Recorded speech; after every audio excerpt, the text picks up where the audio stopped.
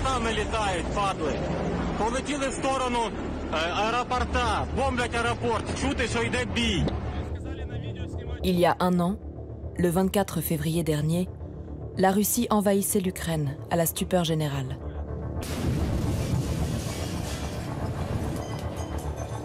Au fil des mois, côté russe, une personnalité émerge de ce conflit. Evgeny Prigojine. Владимир Александрович, дорогой, находимся рядом, готовы переговорить, обсудить какие вопросы. L'oligarque russe est à la tête de Wagner, un groupe privé qui engagerait jusqu'à 40 000 mercenaires dans cette guerre. Наверное, они самая опытная армия, которая сегодня есть в мире. Pendant des années, Evgeny Prigojine niait son existence même, comme le montre ce mail envoyé par son attaché de presse en décembre 2021, à l'occasion d'une précédente enquête. Evgeny Viktorovitch Prigojine ne dirige et ne finance aucune structure militaire. Et selon nos informations, la compagnie militaire privée Wagner n'existe pas. Désormais, il endosse fièrement son rôle de patron des mercenaires, se pose en rival de l'armée régulière russe et parade au milieu de ses combattants. Но они отработали контракт свой, с честью отработали, с достоинством. А если завтра здесь войны не будет, им в Африку надо ехать. И там отстаивать русские интересы. Malgré sa présence croissante dans les médias, le groupe Wagner, son rôle et son fonctionnement, reste un des secrets les mieux gardés de la Russie. Ce secret, nous pouvons en partie le percer à jour. Nous avons obtenu des milliers de documents internes à l'entreprise d'Evgeny Prigojine. Ils nous ont été transmis par un groupe s'appelant Bogatiri, qui dit s'opposer à Vladimir Poutine et avoir piraté les serveurs informatiques de la société du milliardaire russe. Nous n'avons pas été en mesure de déterminer qui était derrière cette opération. Néanmoins, en coopération avec deux autres médias, Die Welt et Insider, ainsi que l'organisation Dossier Center, nous avons classé, analysé et recoupé ces documents avec d'autres sources. Après des semaines d'investigation, nous avons extrait les documents les plus importants pour vous livrer les dessous du système mis en place par Evgeny Prigojine. Ils nous permettent de mettre en lumière trois piliers de son organisation. Le groupe Wagner et ses liens étroits avec le Kremlin, les détails du projet Larta et de toutes les campagnes de désinformation qui visent l'Occident, et enfin la mise en place du SB, le service de sécurité interne de la compagnie, chargé de la surveillance des opposants politiques, et de couvrir les crimes de guerre atroces commis par les mercenaires.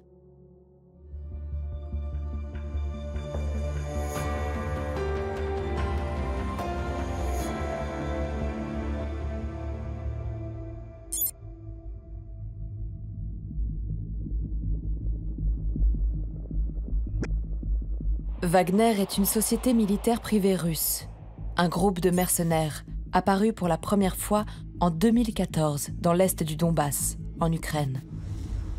Ils se sont ensuite déployés en Syrie, puis sur le continent africain. Parmi les principaux pays, la République centrafricaine dès 2018, puis en Libye en 2019, et récemment, en janvier 2022, au Mali, où ils ont pris la place des forces françaises à la demande du pouvoir en place. Sur les photos et les vidéos circulant sur la messagerie Telegram, les mercenaires cachent leur visage, car officiellement, Wagner n'existe pas. Et les sociétés militaires privées sont même interdites en Russie.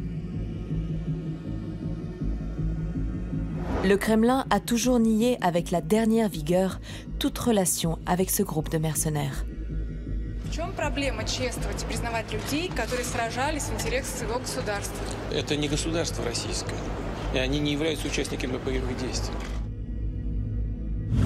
Pourtant, parmi les 2561 documents auxquels nous avons eu accès, se trouve une pièce centrale prouvant les liens étroits entre Wagner et l'État russe. L'agenda personnel d'Evgeny Prigojine. il recense des milliers de rendez-vous entre 2012 et novembre 2021. Durant cette période, on compte pas moins de 37 rendez-vous dénommés Kremlin, ainsi que 6 rendez-vous avec Vladimir Poutine en personne, et 62 avec son porte-parole, Dmitri Peskov.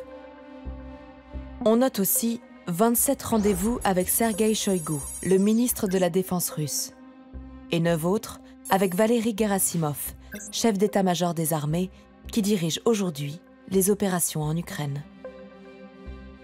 Une collaboration étroite et historique que l'on voit aussi dans ce document de 2016.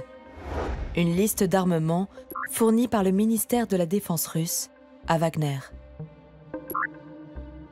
Apparaissent des lance-grenades, des lance-roquettes multiples et des chars légers. Le ministre de la Défense aurait à ce moment-là droit de vie ou de mort sur la compagnie militaire de Prigojine. D'après ce document interne, marqué de l'entête « Très secret », la question de sa fermeture s'est posée en avril 2016. Actuellement, le ministère de la Défense est en train de considérer la question du démantèlement du groupe Wagner. À vous de décider. La compagnie n'a finalement pas été démantelée. Elle a même prospéré. Un autre document montre comment Wagner est passé de quelques centaines de combattants à plusieurs milliers. Il s'agit de la liste de tous les combattants passés dans les rangs de Wagner jusqu'en novembre 2020, avant l'invasion de l'Ukraine, soit 8700 employés. On y découvre leur identité, leur matricule, leur date de naissance et leur nom de guerre, celui qu'ils utilisent sur le terrain, comme macho, spectre, sheik ou gobelin. Nous avons vérifié l'authenticité du document avec Marat Gabidouline, un ancien employé de Wagner, aujourd'hui réfugié en France. Но ты подтверждаешь, что М0346, Габидуллин Марат Файзрахманович, это как бы ты, да? Да, это мои данные, да, это. Дедушка, это зафиксированный по бумагам позывной.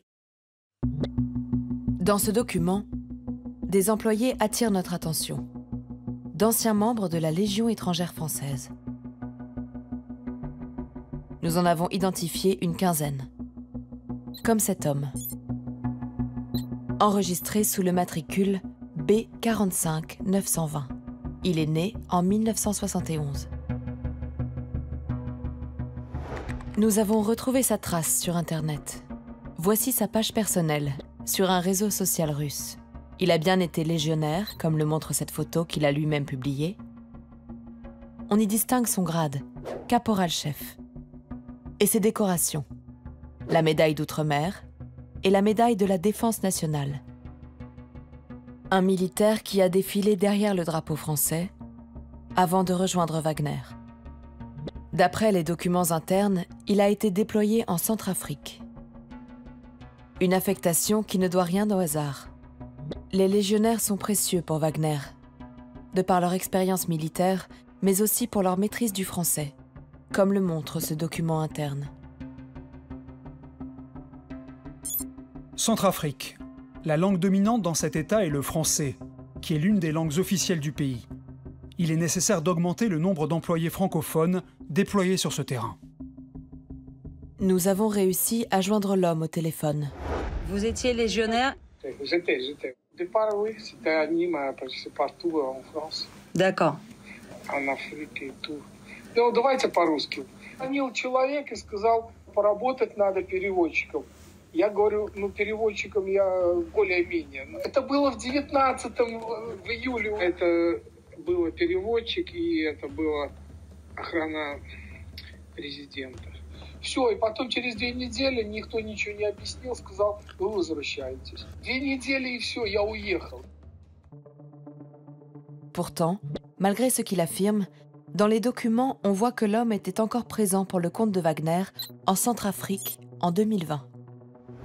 La Légion étrangère a accepté de répondre à nos questions sur le recrutement de ces anciens légionnaires par le groupe russe.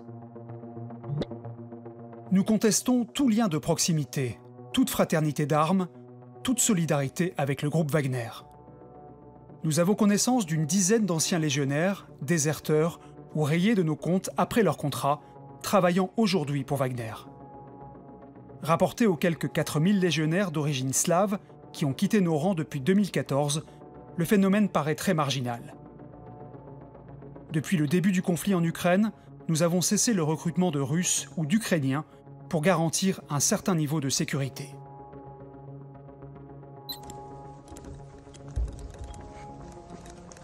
Les états-majors occidentaux reconnaissent désormais ouvertement la menace que représente Wagner.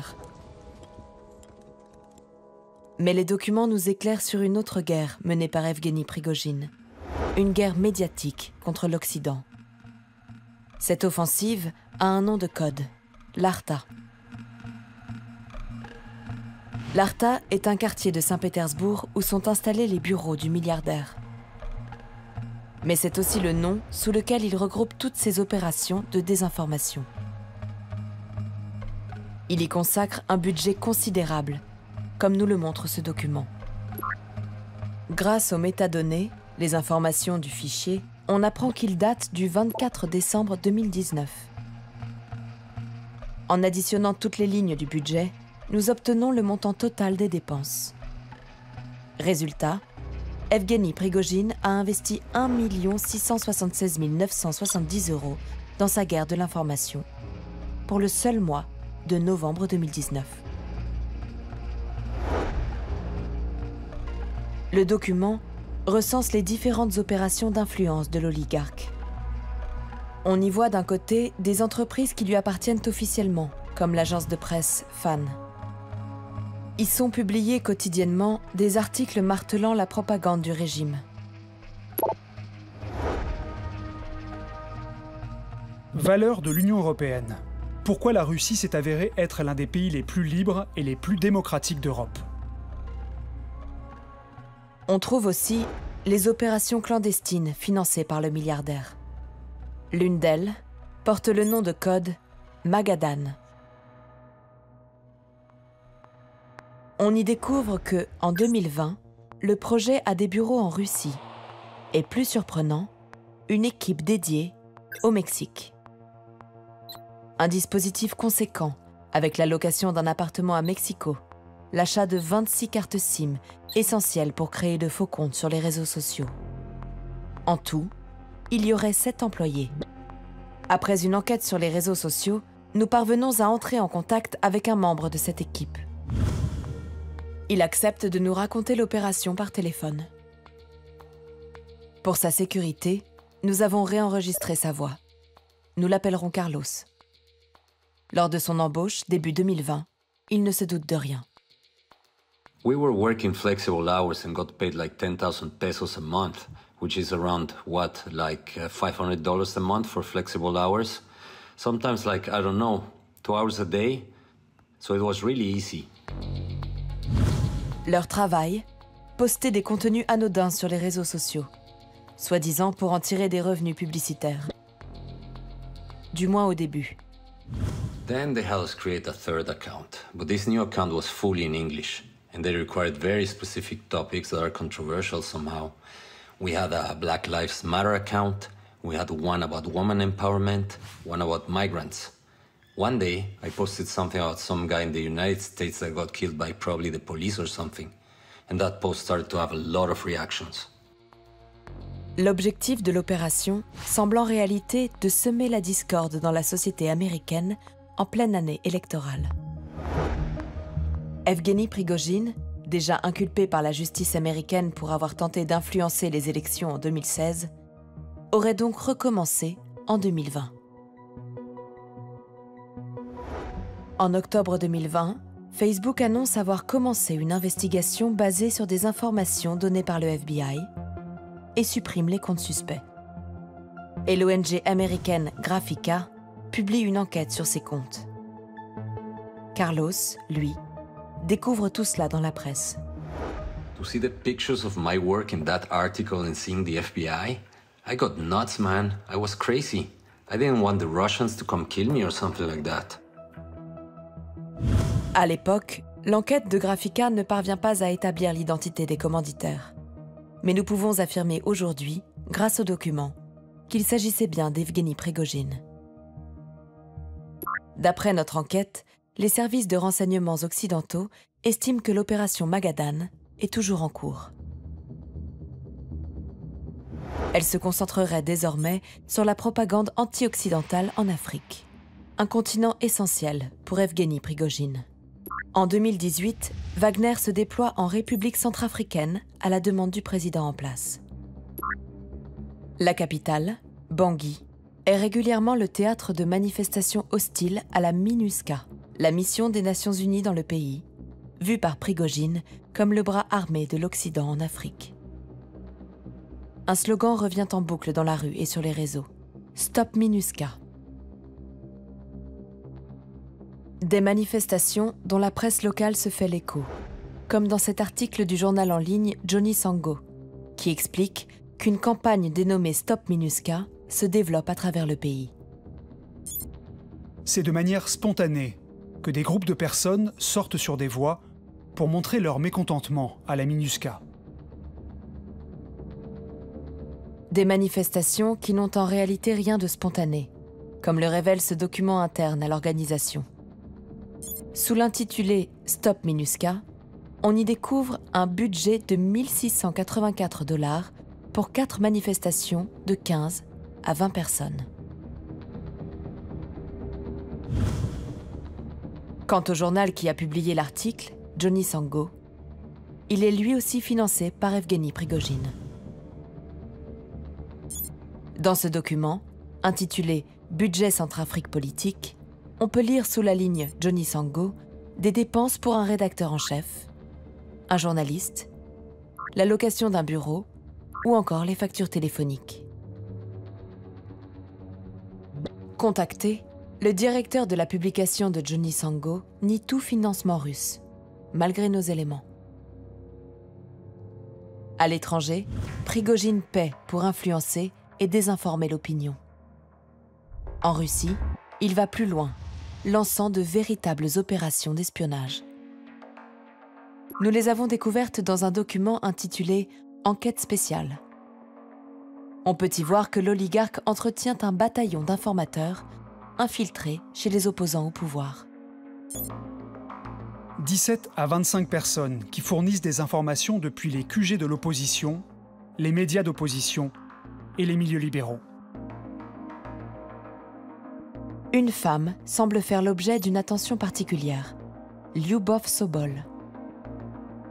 C'est l'avocate d'Alexeï Navalny, le principal opposant à Vladimir Poutine, aujourd'hui emprisonné en Russie. Elle est aussi connue pour avoir enquêté sur les affaires d'Evgeny Prigojine. Мы в Фонде борьбы с коррупцией выпустили большое расследование про Пригожина, госконтракты, которые получают связанные с ним фирмы, и имущество его семьи. Le 14 mai 2019, Lyubov Sobol publie cette vidéo dans laquelle elle explique être l'objet d'une surveillance et d'intimidation. Ну вот, как только я начала снимать, они остановились и тоже начали снимать. Тащатся за нами с ребенком в сад. D'après les documents en notre possession, c'est bien Evgeny Prigojine qui serait derrière cette opération. Aux mêmes dates, on trouve un projet Sobol qui consiste à payer des agents pour se trouver 24 heures sur 24 auprès des personnes désignées, prendre des photos et des vidéos. En tout, il a dépensé 162 000 € pour la faire surveiller. Nous avons soumis ces informations à Lyubov Sobol. Elle a quitté la Russie et vit désormais à l'étranger. Меня удивило, на самом деле, суммы достаточно большие деньги, при том, что я знаю, что Пригожин очень жадный человек. Это примерно как действует мафия. Ты тронула мою семью, ты рассказала о коррупции моей семьи, я трону твою семью. Ты следишь за мной и смотришь, что я делаю, а я буду следить за тобой. Вот, наверное, примерно такая очень испорченная, очень кровожадная и людоедская логика, но у него есть. En 2016, son mari sera même victime d'une tentative d'empoisonnement. Sur ces images de vidéosurveillance, il est attendu devant chez lui par un homme portant un bouquet de fleurs. Il lui injecte une substance avec une seringue avant de s'enfuir. Le mari de Lyubov Sobol sera hospitalisé, mais survivra. D'après cet article du journal Novaya Gazeta, les auteurs de cette attaque seraient les membres du service de sécurité de Prigojine. Le service de sécurité, le SB, est presque inconnu du grand public. C'est le témoignage de ce déserteur de Wagner, Andreï Medvedev, qui le sort de l'ombre en décembre 2022. После моего самовольного ухода меня в службе безопасности Вагнера начали преследовать.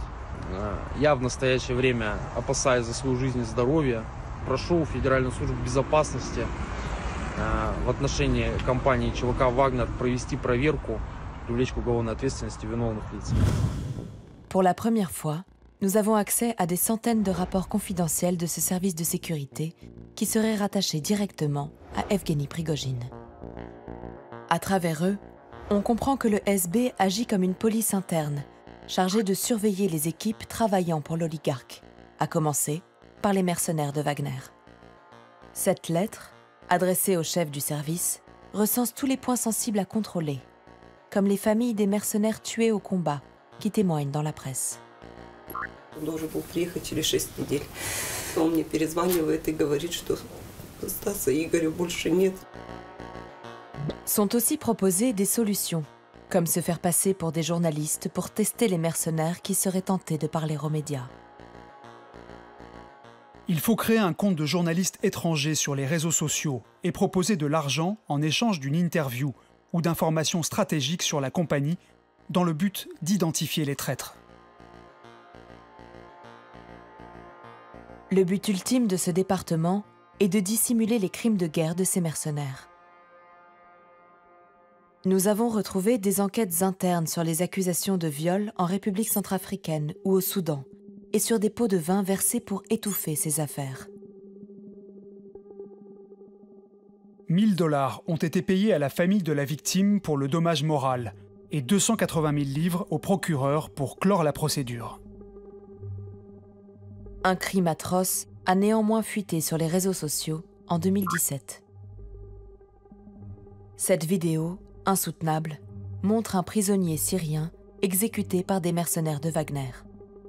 Battu à coups de masse, décapité, et dont le cadavre fut brûlé. Le SB, le service de sécurité, est chargé de mener l'enquête. Il va interroger les combattants impliqués, les faisant même passer au détecteur de mensonges. À la lecture des pièces, nous comprenons que le SB ne cherche pas à punir les coupables, mais surtout à connaître l'origine de la fuite sur les réseaux sociaux. Les employés ci-dessus ont été interrogés sur la production de cette vidéo et sa publication sur Internet. Dans ce rapport, apparaissent noir sur blanc les noms des coupables. L'identité de tous les tortionnaires est pour la première fois révélée. Notamment ceux avec le visage masqué. Comme lui, un certain Vladislav, nom de guerre, Roger. On trouve même son passeport et ses coordonnées dans les documents internes. Nous avons tenté de joindre Roger. Il n'a pas souhaité répondre à nos questions. Ces documents, d'une importance capitale, prouvent que l'organisation d'Evgeny Prigojine avait connaissance de ce crime de guerre. Loin d'être punis, les bourreaux ont été envoyés sur d'autres théâtres d'opération et maintenus à des postes de commandement. Comble du cynisme, cette masse, utilisée pour ce crime atroce, a depuis été récupérée par Wagner comme symbole de son ultra-violence, utilisée pour tuer des ex-mercenaires qui auraient fait défection en Ukraine, comme dans cette vidéo du 12 novembre 2022. Evgeny Prigojine lui-même en fait la promotion sur sa chaîne de télévision pour souhaiter une bonne année 2023 à ses mercenaires. Разработку привез, да, вооружение. И надо, чтобы вы продумали, каким образом обучать, чтобы весь личный состав умел работать. Le 20 janvier dernier, les États-Unis désignaient officiellement Wagner comme une organisation criminelle. Réponse de Prigojine par une lettre adressée au secrétaire d'État américain. Pourriez-vous préciser les crimes commis par Wagner ? Les données contenues dans ces documents répondent en partie à la question de M. Prigojine. Elles pourraient servir un jour, dans le cadre d'un procès, à mettre fin à l'impunité dont il jouit, ainsi que ses mercenaires.